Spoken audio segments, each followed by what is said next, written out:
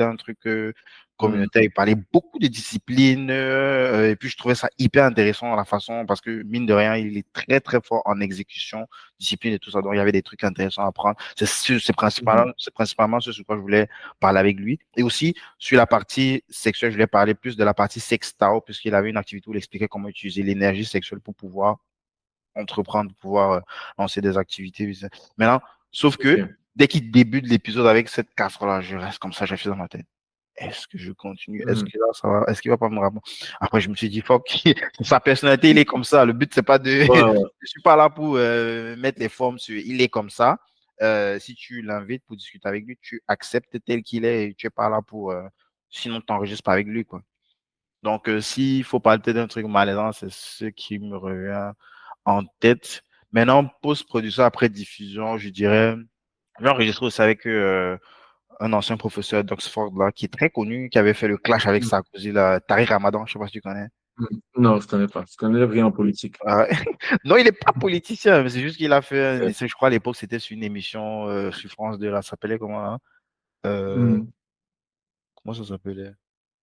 On n'est pas couché, je crois, c'est sur France 2, qui passait très tard. Donc j'avais Mhm. enregistré avec lui. Et ça s'était très bien passé. Moi, je trouve que c'est un très bon orateur. Il y a des trucs intéressants à prendre sur lui. Et il y avait un Mhm. autre mec, bon, je vais pas le citer vu qu'il avait refusé mon invitation, que je voulais Mhm. absolument avoir sur l'épisode, euh, et qui aimait bien ce que je faisais. Mais parce qu'il a vu que j'avais invité Tariq Ramadan, il a dit, il peut pas se mélanger à ça parce que Tariq Ramadan, à l'époque, il y avait une accusation qu'il avait eue comme quoi il avait violé quelqu'un Mhm. sauf qu'il avait été blanchi. Bon, même il a perdu un appel, bon, le procès est toujours en cours. Et c'est là où ça m'a fait un peu me sentir que, attention, ces trucs médiatiques-là, il y a un niveau, en fait, où bah, tu Ouais. contrôles, ça devient du grand n'importe quoi. Donc, des gens, quelqu'un qui t'aime bien, qui veut parler avec toi, mais qui, euh, pour pouvoir, et je sais pas un jugement, hein, mais pour pouvoir ne pas avoir son image qui se mélange à quelque chose qui, entre guillemets, tu dis, je préfère pas me mélanger. Donc, je dirais que Mhm. c'est plus ça, quoi. Ouais. C'est plus ces deux trucs-là qui Ok. sont un peu, Mhm. ouais. Aujourd'hui, débrouillard, qu'est-ce que ça représente en termes d'évolution? Parce que forcément, si tu es encore, c'est que ça marche en fait. Donc, c'est quoi? Qu'est-ce qui t'a Ben, fait continuer? Qu'est-ce qui te dit, ah ouais, ça prend, allez, je fonce, c'est mon activité, j'y vais, j'y vais. Qu'est-ce qui s'est passé?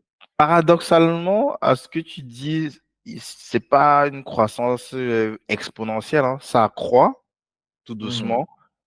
Euh, mais j'aime bien faire ça parce que ça me permet. Pour moi, c'est un peu comme un prétexte de parler avec des gens que normalement j'aurais jamais eu l'opportunité de rencontrer, de parler dans la vraie vie. Mhm. Mais comme l'humain adore parler de lui, donc quelque part, c'est plus facile pour quelqu'un qui ne te connaît pas de venir échanger avec toi sur une émission où il peut parler de lui ou faire la promotion de sa boîte que bah, de juste discuter avec toi comme ça pour rien alors qu'il te connaît ni d'Adam ni d'Ève, t'es personne, quoi, tu vois. Donc moi j'aime bien ça parce que ça me permet de rentrer à ces niveaux-là. Ça me permet aussi de faire du business parce que des fois, c'est des personnes avec qui peut-être on va collaborer sur un projet ou des fois ils vont plutôt me recommander puisque je fais partie entre guillemets de leur cercle pour certains. Ouais. Donc quand il y aura un truc par rapport à mes compétences, il va penser à moi. Donc j'aime bien, c'est quelque chose que j'ai envie de continuer. Mais maintenant en termes de croissance, je dirais que mon autre podcast sur les finances perso, ben, ce podcast il est beaucoup plus exponentiel, quoi. Il prend Ouais. beaucoup plus la courbe, elle est vraiment, vraiment croissante. Et puis, c'est Mhm. c'est assez surprenant et ça montre à quel point c'est un vrai sujet, c'est un sujet de société, cette histoire de finances Ouais. perso. Et les gens, ils trouvent que on leur apporte de la valeur, qu'on dit les termes, tu vois, parce que c'est des trucs Mhm. où, tu vois, on fait des épisodes, des fois, on explique le mode de fonctionnement des banques. Comment est-ce que les banques Ouais. c'est quoi le modèle d'affaires des banques et comment est-ce que toi, individu, toi particulier, tu peux euh, Mhm. intégrer ce modèle d'affaires des banques à toi personnellement en utilisant d'autres instruments que ce que la banque te propose. Ça Ouais. intéresse les gens, tu vois, et ça fait cliquer, tu vois, et ça apporte de la valeur et puis donc et je prends beaucoup de plaisir à le faire puisque avec Mhm. Guiel, il est expert sur le sujet, il pratique ce qu'il dit Mhm. et au moment où je pense que je sais déjà tout, que j'ai tout appris, dès qu'on enregistre un nouvel épisode, je dis, waouh, là, tu m'as dégommé cette fois-ci. Et là, je me retrouve encore à aller dans mes fichiers Excel pour modifier des trucs. C'est-à-dire que dans ma stratégie, là, peut-être il faut que je modifie encore ce qui est tout. Ouais. C'est, ouais. Mais j'imagine que ça te prend plus de temps, en fait, parce que là, en fait, tu as fait deux activités. Ça veut dire qu'aujourd'hui, le nouveau podcast te prend plus de temps que des brouillards ou c'est des projets Non, qui non, sont les deux me finalement prennent du temps. C'est juste qu'il y en a un qui euh, a une courbe beaucoup plus croissante, plus plus croissantes? exponentielle que l'autre, Ok. mais je prends beaucoup de plaisir à faire les deux. Les deux se complètent dans ma vie, les deux se complètent dans ma Mm. stratégie et dans euh, ma vision à moyen long terme de ce que je vois au niveau de mon branding, de ma communication, quoi.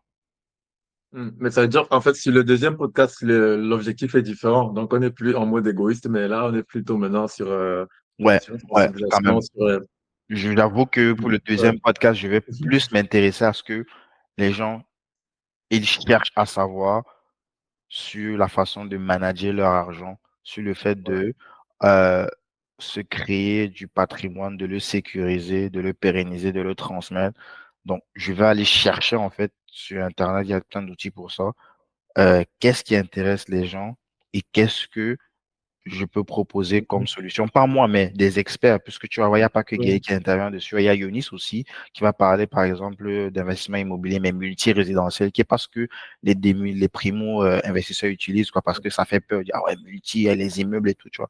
Mais la façon dont il explique le truc, combiné à l'infinite banking, tu vois, ça ouvre les chakras des gens qui nous suivent tous les jours. Donc, à Mhm. chaque fois, j'identifie le problème, je m'en vais chercher quel est le meilleur interlocuteur expert de ce sujet-là, ben, je lui propose de discuter et de Ok. publier, quoi. Tu vois, pareil D'accord. pour les gens qui veulent investir en start-up, je suis allé identifier le mec de Leonardis Investment qui, ça fait quand même plus d'une dizaine d'années qu'il est dans le game. Il investit dans plein de grosses boîtes dans la Silicon Valley, Revolut, enfin, il investit dans des grosses boîtes. Il a, pourtant, à la base, il était un particulier comme nous, mais il a réussi à s'infiltrer. Donc, ça reste intéressant qu'il vienne partager son expérience à ce Ouais, tout à niveau-là, fait. quoi. Ouais, dans les cryptos, tu vois, j'ai interviewé aussi le mec de Snowball, la newsletter où il parle aussi de finances perso, il t'explique un peu comment gagner l'argent avec des cryptos. Il a quand Mhm. même une grosse audience, il a son propre track record, donc tu peux voir sa courbe.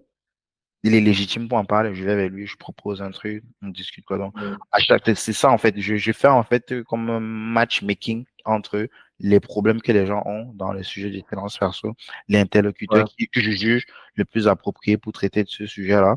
Et je viens, je me place, je pose les questions comme ma mère, donc, de la façon la plus naïve possible pour que ce Ouais. soit le plus accessible à un maximum de personnes, quoi. Ouais, je vois.